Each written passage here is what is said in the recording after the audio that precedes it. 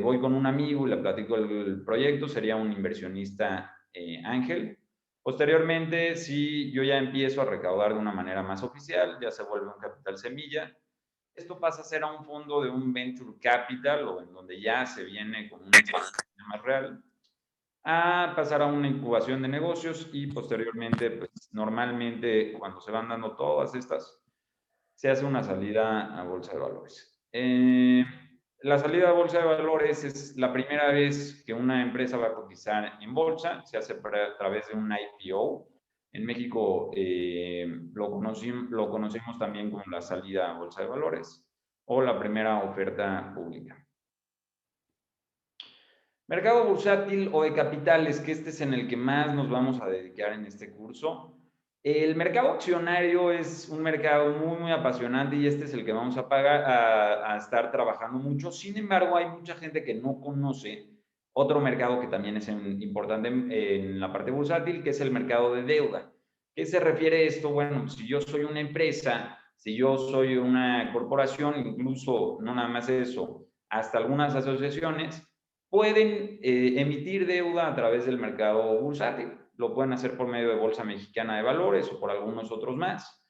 Y de esta manera llegan acreedores y van de alguna forma comprando bonos corporativos, ¿no? Y al comprar un bono corporativo, pues tú tienes algunos derechos a cobrar lo que habías recibido. La realidad es de que esta es una buena manera para las empresas de fondearse, es un poco más económica y de alguna forma para el ahorrador o para la persona que está haciendo el acreedor, pues lo que uno tiene que calificar aquí es más bien qué tan seguro es que me vayan a regresar el dinero, qué tan seguro es de que la compañía no vaya a quebrar, ¿no? Porque si llega a quebrar, pues sabemos que pues no vamos a estar en las listas de los primeros que van a ir cobrando la deuda, más bien cobraría primero el banco en este caso, y sobre todo antes de ellos los empleados. Y en el mercado que ya nos compete a nosotros es el mercado accionario. Les platico un poquito algo que vamos a estar retomando en un rato, pero hay dos tipos de acciones, hay acciones preferentes y ordinarias. Esto, insisto, vamos a platicarlo en un ratito. Lo que se busca en un mercado accionario en realidad es una sociedad de la empresa, o sea, no hay que verlo de otra manera. Yo estoy metiendo dinero y me vuelvo socio de la compañía. El término oficial es una participación alícuota. ¿Qué quiere decir una participación alícuota? Si yo tengo 4 sillas, no es de que yo sea dueño de una silla, soy dueño de un cachito de esas 4 sillas, ¿no? Si ese es mi activo dentro de la compañía, ¿no? Evidentemente se busca lo más importante, una ganancia por la plusvalía de la acción y una ganancia por el crecimiento, sobre todo en la parte de ya cuando una empresa me empiece a dar un dividendo. Algunos términos que vamos a estar trabajando son las fibras y los índices, ahorita lo vamos a platicar. Pero ¿cuál es el propósito de la bolsa de valores? La bolsa de valores, la realidad es de que tiene dos maneras de financiar un negocio. Se pueden financiar por deuda y se puede financiar por ventas de sociedad o capital, ¿no? Entonces, esas son las dos maneras que yo voy a tener para ir pudiendo financiar el negocio. ¿Para qué se necesita ir financiando un negocio? Es algo muy interesante. Los negocios, pues en realidad lo que necesitan hay veces, ya los va consumiendo el tamaño o la demanda que van teniendo. Y dicen, ¿sabes qué? Yo necesito de alguna manera recaudar más dinero para poderme ir expandiendo más, para poder ir haciendo más proyectos, etcétera. Entonces, llegan con el banco y dicen, ¿sabes qué? Vamos a ir requiriendo un préstamo. Pero llega el momento en donde los bancos ya no le pueden llegar a dar tanto préstamo a una empresa, porque ya tendrían un riesgo muy grande, incluso 2 o 3 bancos ya no le podrían estar dando tanto dinero como lo requiere. Y entonces, muchas veces ya compañías ya mucho más grandes, sobre todo en Estados Unidos, ahorita también vamos a platicar del mercado mexicano, pero en Estados Unidos y en mercados más desarrollados, pues dicen, ¿sabes qué? La salida a bolsa va a ser lo que me pueda hacer a mí un poco más grande, ¿no? A mi negocio ir creciendo y voy a tener que compartir un poquito de mi negocio, pero es de la manera que yo puedo seguir caminando, ¿no? Y esa es la parte de la venta de sociedad o la venta de capital que también se conoce de esta manera.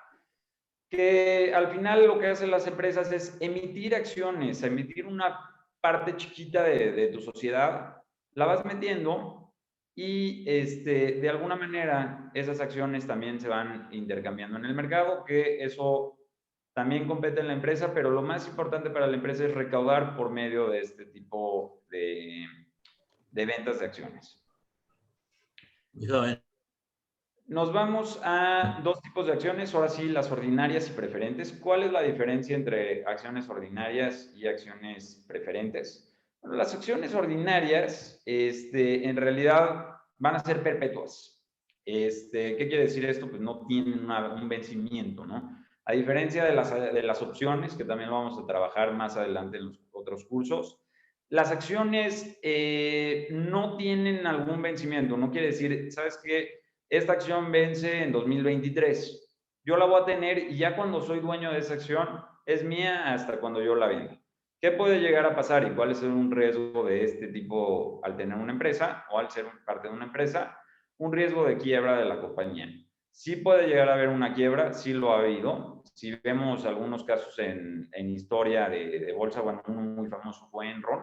Entonces, en realidad, si llega a quebrar una compañía, esto es algo medio triste, es algo que evidentemente nosotros vamos a ir diversificando el riesgo y que podemos ir viendo algunas maneras de ir reduciendo todo esto, pero la realidad es de que normalmente tendrían que ser perpetuos, o sea, el tiempo que yo me decida quedar con la acción sigue siendo mía. En las acciones, en el caso de las ordinarias, es algo muy, muy interesante porque te da un derecho de voto. Esto en las empresas que cotizan en Bolsa Mexicana de Valores, vamos a ver muy pocas empresas que tengan la gran cantidad de acciones ordinarias, ¿no? Normalmente en México, la gran mayoría de los dueños de las empresas dicen, yo prefiero tener puros accionistas preferentes, y ahorita vamos a ver por qué. La realidad es de que también te dan una posibilidad de dividendo y tienen una ganancia por plusvalía de la acción. La ganancia por la plusvalía de la acción es muy sencillo. La acción va teniendo una mayor demanda porque a la compañía le empieza a ir mejor, va teniendo más resultados y la acción empieza a caminar, caminar, caminar, caminar.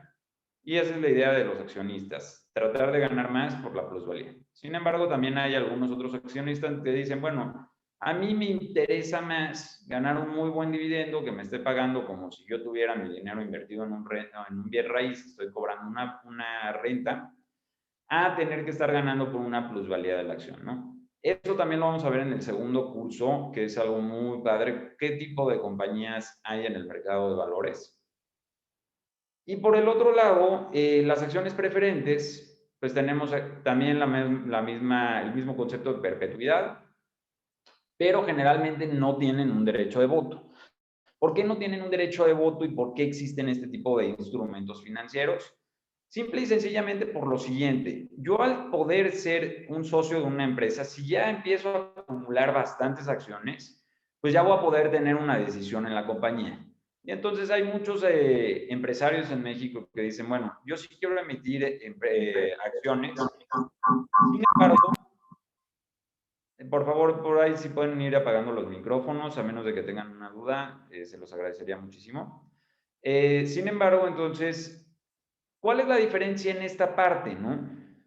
Generalmente sí no van a poderse meter, o sea, te dicen, yo prefiero sacar puras acciones preferentes, pero hay una contraparte, te van a decir, ok, si tú quieres sacar acciones preferentes, le tienes que dar algo a cambio al accionista para no tener su opinión en la compañía, porque al final ya es dueño también de tu compañía. Entonces, a la gente que diseña esto se le ocurre decir, ok, vamos a darle una preferencia en pago de dividendos. Si llega a haber un dividendo en la compañía, los primeros en cobrar van a ser los que no estén hablando y que no están dando su opinión.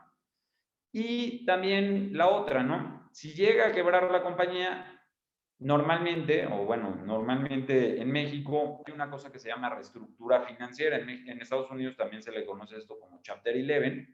Entonces, la empresa entra, la ve un juez y dice, ok, tiene tantos activos, tiene tantos pasivos. Si no conocemos estos conceptos, ahorita lo vamos a estar trabajando.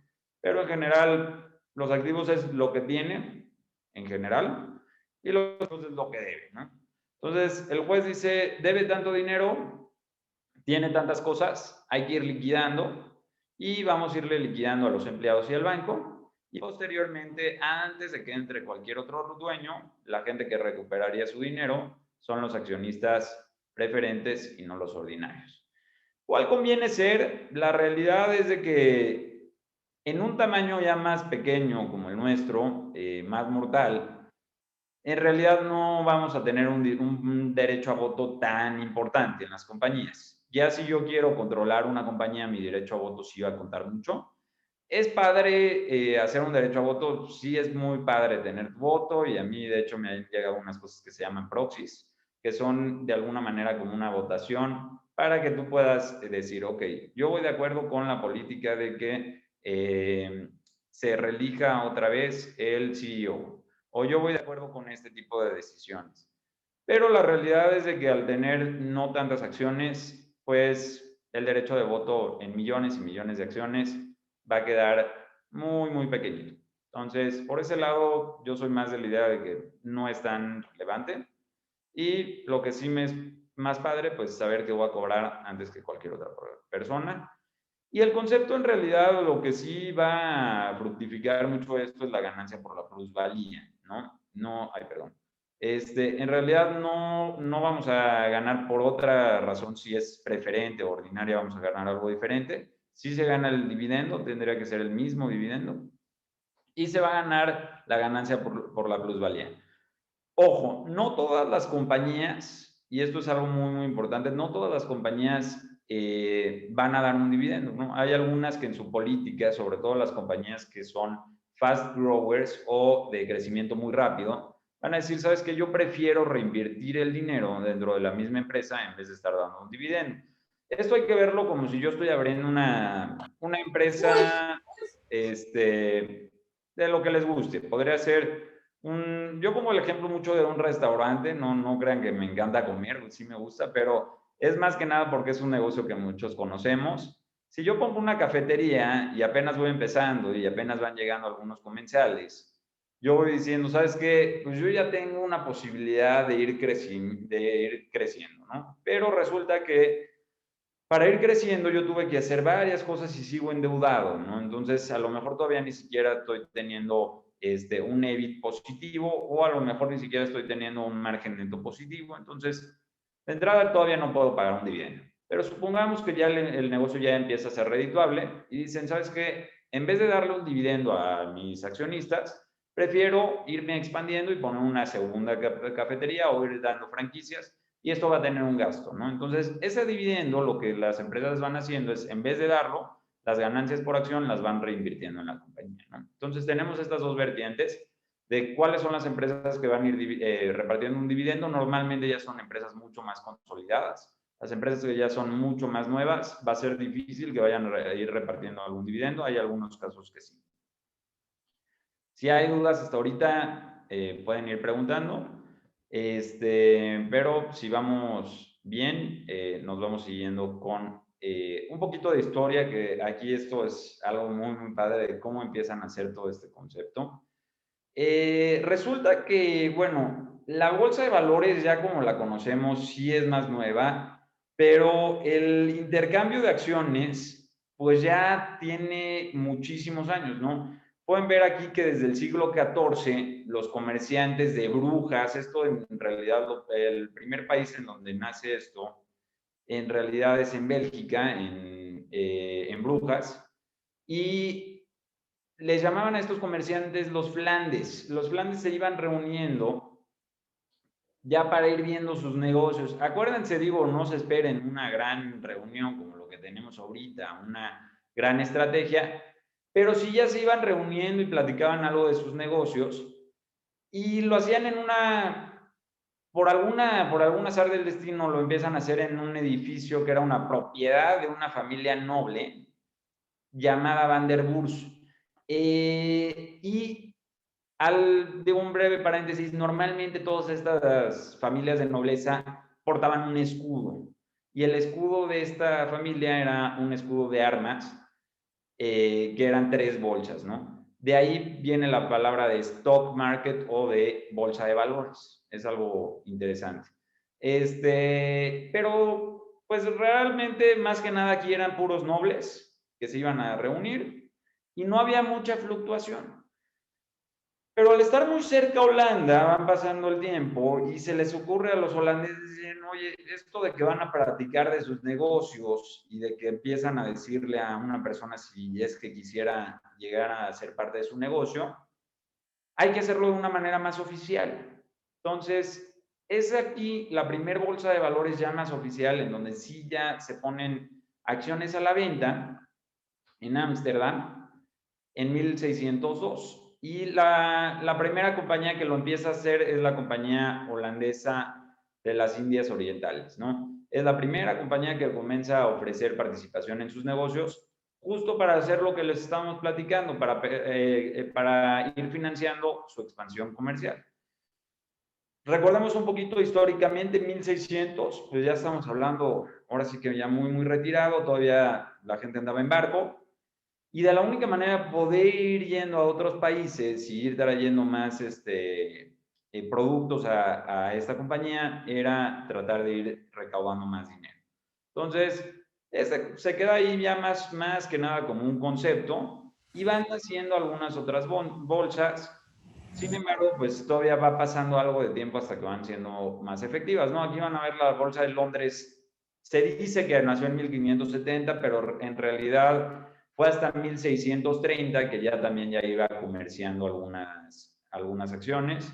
Lo mismo, la bolsa de Nueva York pasan muchísimos años, 1792, ahora es la más exitosa del mundo por bastante.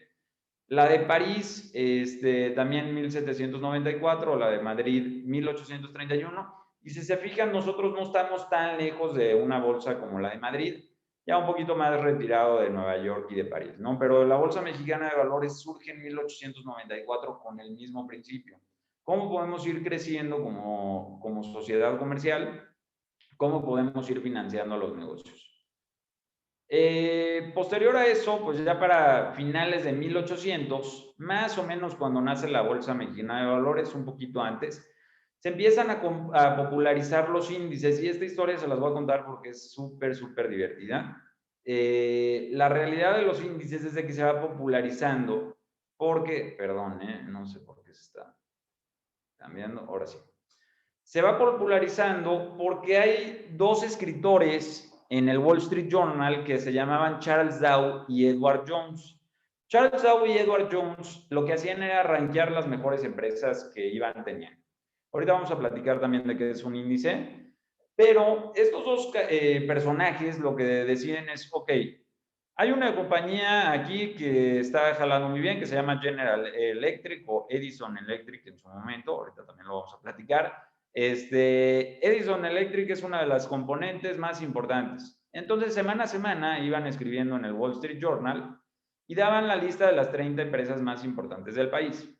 Recordemos que también no habían tantas empresas en un inicio, pero al pasar del tiempo, bueno, la gente lo empieza a ver esto como un indicador y dicen, bueno, ¿por qué no hacemos un índice que se llame Dow Jones? Y ese índice sigue hasta el momento, se empiezan a popularizar este tipo de decisiones. ¿Qué es un índice? Bueno, un índice es lo que va midiendo una muestra de lo que va pasando en bolsa, ¿no? De las empresas más importantes. Hay muchísimos índices. El más famoso a lo mejor es el Standard & Poor's 500 o el mismo Dow Jones. El Dow Jones es un índice que te mide las 30 empresas más grandes de Estados Unidos. Han habido algunos años que llegan a ser 32 o 31, podrían llegar por ley a ser hasta 35, ¿no? En México podemos ver lo mismo en el IPC o en el índice de precios y cotizaciones, en donde nos da un total de 35 empresas. Dentro de estas empresas, pues van a ver las más importantes del país, ¿no? Bimbo, van a ver Electra, van a ver las empresas, digo, más importantes del país. Y que es algo muy, muy importante de este tipo de índices, de alguna manera te va dando una muestra de cómo se va manejando la bolsa de valores, ¿no? Cuando escuchamos en las noticias, se cayó